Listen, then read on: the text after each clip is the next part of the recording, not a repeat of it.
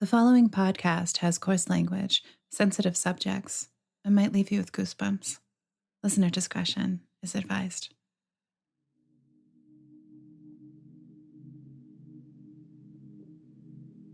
I believe, if you're open to it, that we all have guardian angels. About a year ago, I lost my best friend, my dog, Pilot. As I navigated through my grief, I feel like he was looking out for me. Anytime I'd commute to the city, traffic would always be a little lighter. Whenever I'd look for parking, there was always the most perfect spot available for me, right in front of where I wanted to go. Anytime I ordered French fries, they always arrived hot and salty. He knew how much I was hurting and tried to help me with little wins. He would always take care of me, and I don't believe death can break a bond like that. With an open heart and an open mind, it can continue to exist. Your guardian angel will protect you. They look out for you when you're in trouble, and they will definitely try to protect you from any stranger souls that try and intervene.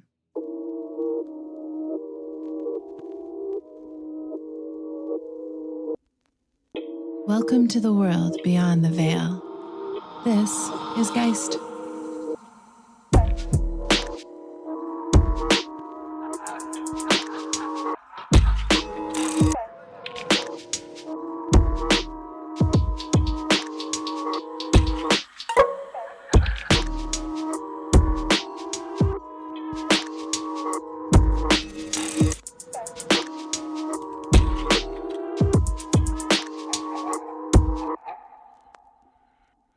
When you have a spooky encounter, it always leaves you questioning if it actually happened. It's just a ghost story. But it gets even spookier when your encounter is validated. Then it's not really a ghost story anymore. It's a haunting. For Kay and her husband Derek, along with their children, Lila and Charlie, that's exactly what happened. But they had someone on the other side to help protect them along the way. I was into the whole spirit thing. My brother had passed away a few years back. And from that point on, I was just a little bit more aware. And I did feel like I wasn't alone, but I just kind of felt like it was my big brother watching over me. Cam was there was 3 kids in my family. I was the youngest. I have an older brother. And then Cam was closest in age. And we had kind of the same group of friends. And we'd party together, and yeah, he was a friend and a brother and a protector and all of these things. I guess he passed away about 15 or 16 years ago. But yeah, he was just a really great person. And, after so long's passed, it's nice I'm glad I had him for however long I had him. He was coming home from a bar in a neighboring town from where I grew up and decided to walk home, and he was hit by a truck on his way home. And I guess he's still here because he keeps popping up in these random ways. So it's nice. Cam let his family know that he was still around through subtle hints that only they would get. Before my parents sold the family home, there was a long hallway leading into his bedroom, and Cam liked to party quite a bit. And so sometimes when he was a little tipsy, he'd lean against this wall and lean himself into his bedroom. And some mornings after the accident, the paintings would be crooked. Especially when there was like a boisterous night in the house. If I'd be hanging out with my mom, we'd have too many drinks. It wasn't like anybody else was leaning against the wall at that height to be able to knock them all over. But so he'd present himself in different ways. So we moved to Hamilton, I guess about 3 years ago. We picked a house in a very cute little neighborhood. Our realtor said there was like pretty much all like-minded Toronto expats living there, and a lot of kids the same age. So it sounded pretty well perfect. Lots of old trees, the escarpment around the back. It's beautiful. We had great neighbors, and it felt really right. Although things felt right, something was wrong. Just after our closing, we had the house for a few days while we were packing up our stuff and getting ready for the move.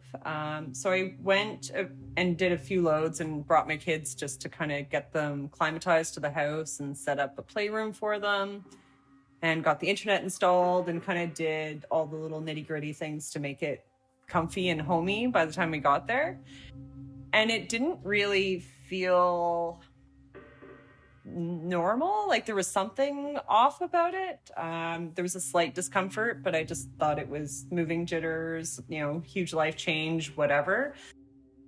Those first few days when the house was empty, I kept on smelling like fresh cigarette smoke in the front entranceway, and that came and went throughout the entire time we were in the house. So I was at home alone with the kids again and trying to unpack everything. I put just a lampshade on top of a record player. But then the lampshade shot off the record player and landed on the floor. Okay, that's really strange, and kind of passed it off. It just felt like something was there, but I wasn't sure. It was such an aggressive shot off, like for the lampshade, like the lampshade moving the way it did, that I realized that it wasn't obviously my brother. But then the disruptions got more intense. We had some major sleep issues with our oldest daughter, Lila. I was having a difficult time with her, and her personality, because of the lack of sleep, was not easy to deal with either.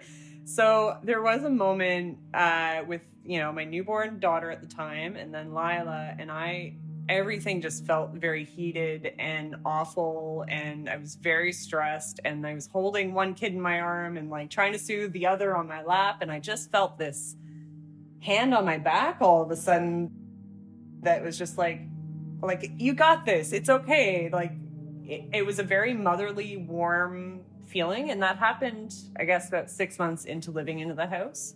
It was very calming. It felt like I wasn't it's not the first time that a mother's had to deal with these issues, and that, it's that camaraderie that some moms have of just like, it's okay, this sucks right now, but it will get better,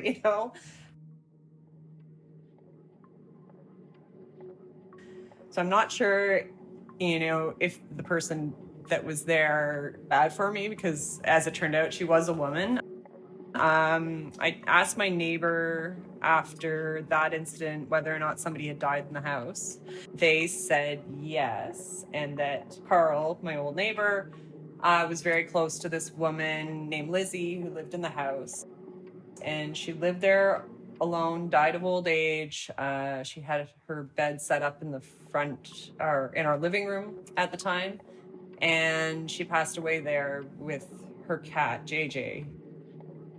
So after the hand incident, I asked Corinne, my neighbor, and her dad ended up filling me in on, her history and what had happened to her, and how he was the one who found her lying in her bed, and how peaceful she looked, and how amazing of a woman she was. Like, there was just a crazy backstory of like Nazi defectorism and like all this, like, she had a really cool history. I wish I knew more or registered more of what he was saying, because she seemed to be somebody I would have liked, Kay became very interested as to who Lizzie was. Lizzie was born in Germany, I believe, just before the Nazis took over. Her family were not very compliant and ended up moving to Canada, where she bought her first house with her husband, which happened to be the house on Rutherford that we had bought. So she lived there and raised her family there, and ended up passing away there. JJ would often come to the house and sit by the door. He came into the house a few times, which was interesting. Lizzie also decided to show herself in different ways. Would see kind of, I guess people describe them as glitches, where you'd see the shadow kind of passing, and then the cigarette smoke would happen every so often. There were lots of cigarette burns in the old hardwood floors, but it was always the smell of a fresh cigarette, and it was always at the front hallway, and none of our neighbors smoked. So that was the only thing that was like there constantly, was the cigarette smoke. So I asked about the cigarette smoking, and Carl confirmed that she was a pretty heavy smoker at one point in time. So the house felt relatively normal besides the cigarette smoke, and I didn't really feel Lizzie again, but I was more comfortable in the house, or with the energy that was in the house at the time. So things remained comfortable in the house, according to Kay. But then their youngest daughter, Charlie, had to take a trip to the hospital. And when she returned, she didn't return alone. So Charlie started having ear infections fairly frequently, and we did a long run of antibiotics. Like she would come off of them, and you would think she would be better, and then we'd end up going back to the doctors again. So eventually I just decided to take her to McMaster's Sick Kids Hospital in Hamilton. And we went to the Emerge, and we sat there for a few hours. We went in. They checked her out and gave her a pretty strong antibiotic at that point. So I figured after that, she would have been fine. A few days later, we're doing the antibiotics. I felt like she was getting better. She seemed fine during the day, but at night, she just kept on waking up and screaming at about 4 a.m. on cue every night. And it wasn't a normal distress cry for an 18-month-old girl. It was like a little bit more blood curdling. It was a little bit more traumatic, it seemed like she was either having nightmares, but it just kept going every single night. At that point, I started working again. So I found myself working in studios, trying to hold it together, and was exhausted. And I just felt like I was screwing up constantly. So I confided in my friend Heather, and I talked to her about what was going on and kind of took that information, and she went home and decided to talk to her neighbor, who is considered a sensitive, probably a medium, but she tapped in. This medium could psychically see what was going on in Kay's house. The medium tapped in, and she said that a woman attached herself to Charlie when we were at the hospital. She said that the woman had lost a child during childbirth and that she passed away shortly after because of a drug overdose. She felt that Charlie was a good replacement for her daughter, or there was some reason that she wanted to be with my kid. She was keeping Charlie up all night long, pretty much. I thought that maybe it was nothing. I also felt really nervous about everything. I wanted to protect my daughter. Also didn't want to be the crazy person believing what a random person had said to me about it. I was going to let the woman in my house as an insurance policy. Like, maybe this isn't real. Maybe it is. If she fixes something, that's great. If not, then we obviously have to explore other things that are keeping her up. So Kay called the medium. Booked an appointment with me about a week after Heather and I spoke about what she felt was in my house. And then that day, the day of the meeting, I went out with another friend with her deck of tarot cards because, again, I wasn't sure what I was inviting into my house or if I was crazy. And I just felt like maybe just some clarity would be great. My friend pulled out the upside down devil, which I guess represents finding out answers or getting answers to questions that I've been looking for. But something did happen that morning that was surprising. My oldest daughter came up to me very randomly that morning and showed me a toy that I hadn't seen in months. And she kept repeating in her little 3-year-old voice, which was not clear. She said, "Oh, Cameron gave this to me." And I was just like I just kept repeating different names because nothing made sense. I was like, "Who gave this to you? Where'd you find this?" And then she pointed at a photograph of my brother. Again, that was a good omen.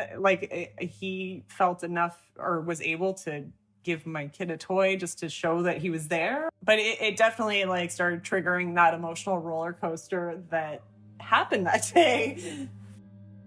So anyway, a few hours later, they showed up at my house. So the medium showed up at Kay's house to help remove the spirit of this grieving mother. the day was such a weird day. There was like an ice storm, but it was still kind of warm outside. So it was like rainy puddles with ice covering them. It was a disgusting, disgusting day. I was home with the kids. Heather came with the medium and tried to occupy my kids while all of the stuff was going on, because I just needed to see what was happening.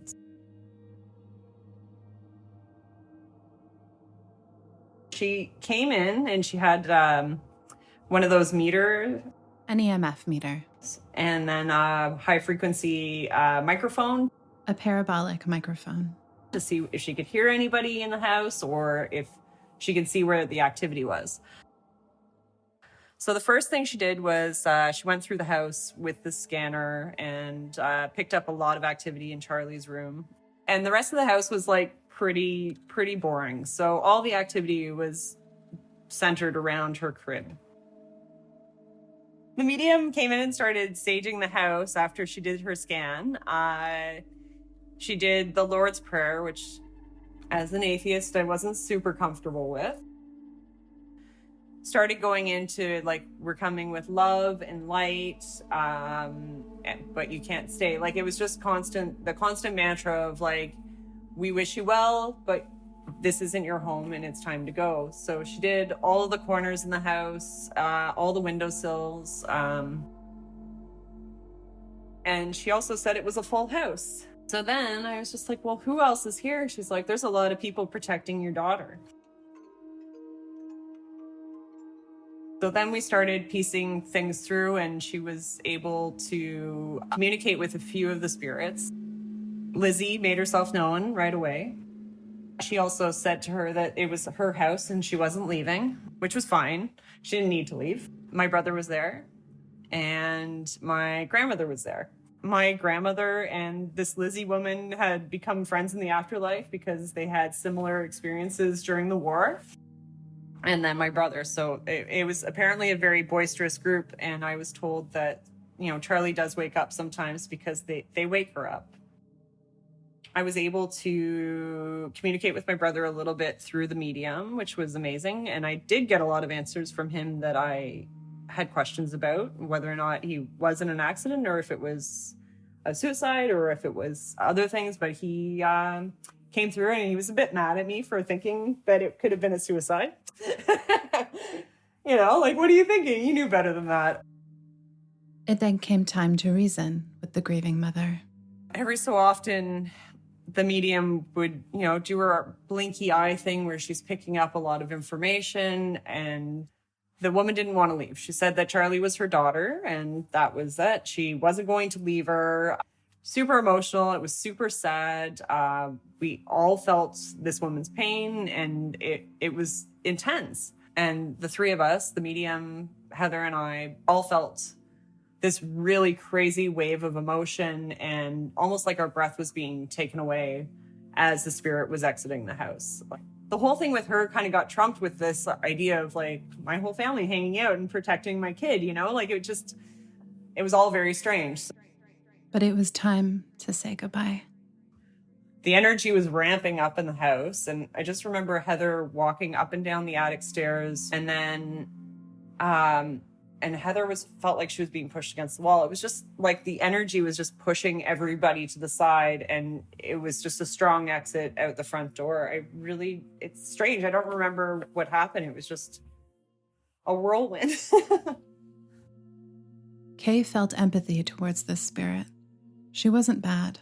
She was just lost and longing to play the role she was intended to. So I don't know. I guess I'm just always a firm believer that we're always a few bad choices away from, living a totally different life in different circumstances. And I had I just had a little bit of experience with drug addictions, not personally, but with people around me. She could have been anybody. She could have been somebody that I had known in the past or known a similar person. So I have a lot of empathy towards those kinds of circumstances. And I mean, child loss, although I haven't experienced it, it is totally traumatic for so many people, and it is so common.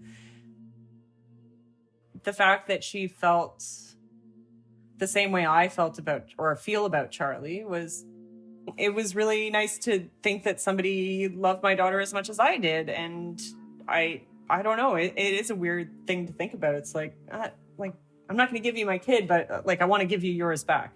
Like, she attached herself to my daughter for the right reasons, I guess. At the end, she was finished staging. The spirit had gone, but my family members still were there. Mainly a back and forth with my brother, which was really nice because I guess we just need to check in every so often. He does visit my mom, and, he's just watching over all of us at the same time. And the medium tries not to communicate too much with the spirits because of that whole thing of becoming a walking Ouija board or welcoming a spirit into yourself, which I'm learning all of this stuff just recently anyway. So after the medium left, it took a few days for Charlie to get back on a regular sleep pattern. But then after that, the vibe in the house had changed. Everything felt a lot lighter. We had no more incidences. It just felt pretty normal. Actually, the cigarette smoke thing popped up. It would still happen. The phantom smoke always stayed. So that'd be the only thing that kind of stayed present throughout our entire time in the house. But this story doesn't end here. Leading up to our second anniversary in the house, we decided to sell it and bought a house that was closer to the school that we wanted our kids to go to, and that suited us a little bit better. And nobody was buying it, so we jumped on the opportunity and upgraded. It was fine at first. I didn't feel alone in the house, but I assumed it would have been my brother checking in again or a family member just seeing where we're at, and didn't really notice too much. I would have glitches that were frequent in the house. So just the shadows passing by the front door. Sometimes I felt like I could see, somebody passing by me, upstairs in the attic or whatever. And again, because of Kay's curiosity, she found herself chatting with the neighbors. And I got a bit of the history of the house from my neighbor, but it didn't really get into too many details. We bought it from a couple who were in this house for 10 or 15 years. And the people that lived there before them, the father got quite sick. He had leukemia or something terminal. So they decided to kind of build an apartment in the attic, let him just kind of be sick or recover or just go through the illness in a quiet space. So I didn't really think too much about that at all. He didn't pass away here. I didn't have any weird vibes. I assumed there was nothing odd about this house. I was sitting in the attic. I may have been half asleep on the couch, but I felt like it sounded like there was a critter or something climbing up the side of the couch. And I jumped too, and I just assumed that I was just falling asleep or something and having a really weird dream. But it was really real sounding. I didn't really investigate. I just kind of sloughed it off and moved on. But it started to get creepier. I never really felt alone in the house. I kind of started feeling like somebody was watching me. I started feeling like I was getting these itchy spots on my neck. My skin wasn't red. It just felt like my skin was crawling at times, and I sloughed that off as well. But then something happened that she couldn't ignore. I was lying in my bed one night. Kay thought her husband had walked into the room. Yeah, it was the creaky footsteps of an old house, and the door slightly opening. The covers pulled over my head. I felt like he had come into our room and sat on the edge of the bed. Yeah, and then I felt the impression of a body sitting on the edge of a bed. It was so real. It was so freaky. And of course I told Derek about this, and he didn't respond. He thought I was nuts. But then Derek got to experience what Kay had been talking about. So one night, Derek and I were sitting on our couch in our living room on the main floor, and our kids were in the basement playing with their toys. And we have an automated rocking horse, and you press their ears, and it will neigh on one ear or, gallop if you press the other ear. The horse was up in, I believe, Lila's room at the time, and it just started neighing out of nowhere.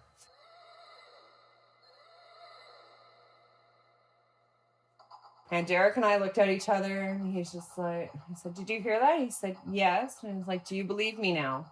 Because at that point, I was like, there is somebody in this house, and I'm done. So then about another week later, my mom was over at the house. She came upstairs on her own to go use the washroom. She came out of the washroom and she saw a figure of a man, a very tall man, passing by. It was almost like he was peeking out to see who was there. And at that point, I was just like, okay, I'm gonna call this medium again, because like I need this guy out. Like, if he's being ballsy enough to come into my room and sit on my bed, and now he's playing with the kids' toys, like, what else is going on? And then Charlie's sleep started becoming disrupted again. She stopped sleeping well at night again. And so she basically, the medium told me not to press Charlie about it because it's their secret. And that he is watching and he is listening and he is in your room, often watching you. And like, he's not a good guy. We need to get him out of the house. So again, Kay asked for help from this medium and her husband, who came to the house to get rid of this guy. A few days she showed up at the house. She told me not to talk about it out loud because she didn't want him to know that she was coming. Basically told us to clear out. She's like, I'm going to be there at 11 o'clock in the morning. I don't want anybody in the house. Just leave me a key. So the morning that the medium was coming, I wrote a text message to Derek to say, like, make sure you're out of the house by 11. Like, we got to get rid of this guy. And of course, he just read it out loud. He's, God damn it.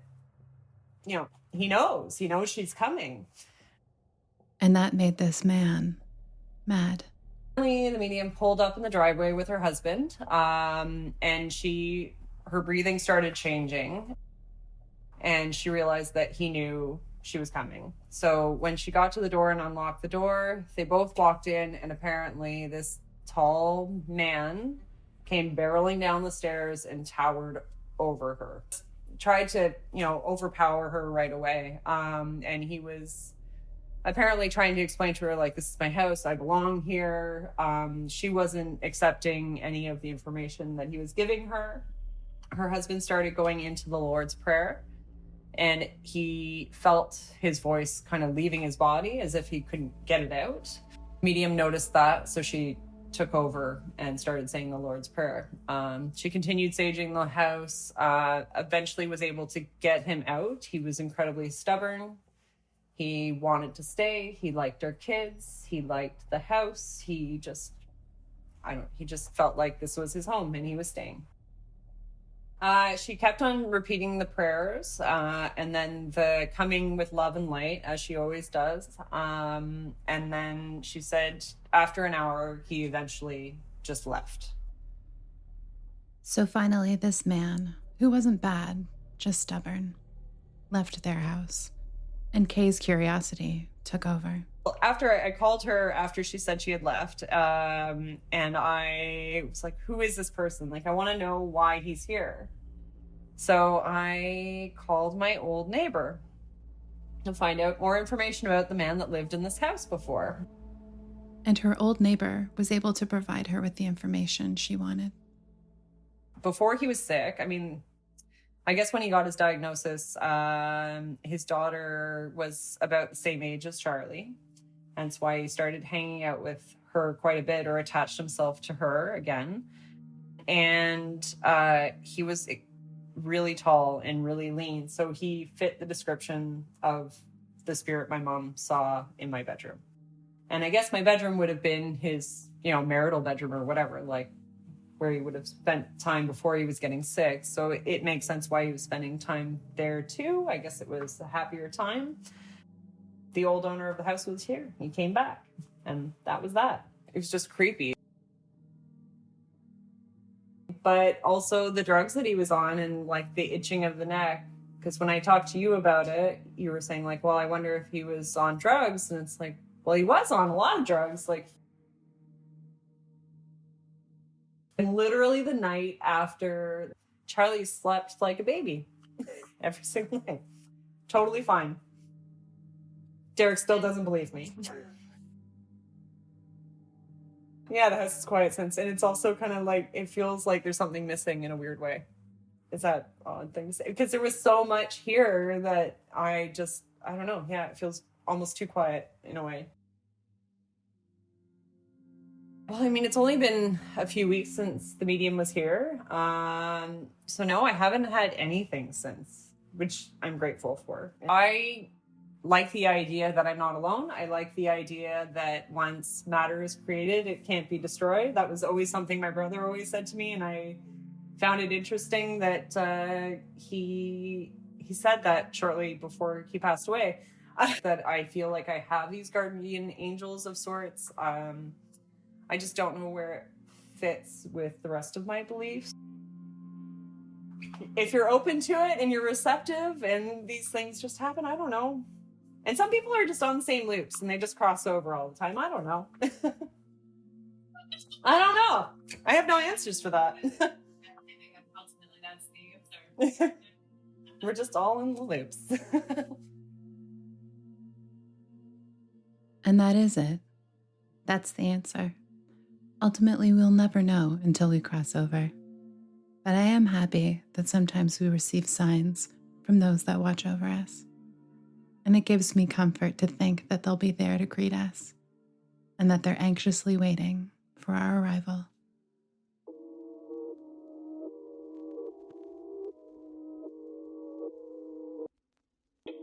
If you have a story you've been hiding, submit it to us at geist.podcast.com. Geist is written and directed by me, Danielle Matar. Original score and sounds by Beau Jensen. Geist web artwork is by Jake Carruthers. Special thanks goes to Kay Pollock, Lauren Hayes, and Neil Romagnoli. Follow us on Instagram at Geist_podcast. And don't forget to rate Geist and subscribe on Apple Podcasts. It makes it easier for people to find us. Thank you so much for listening. Until next time, sleep tight. On the next episode of Geist. Slingshot effects. And there was like this whoosh, like very strong rushing in my ears. And all of a sudden I was way, way, way up in space.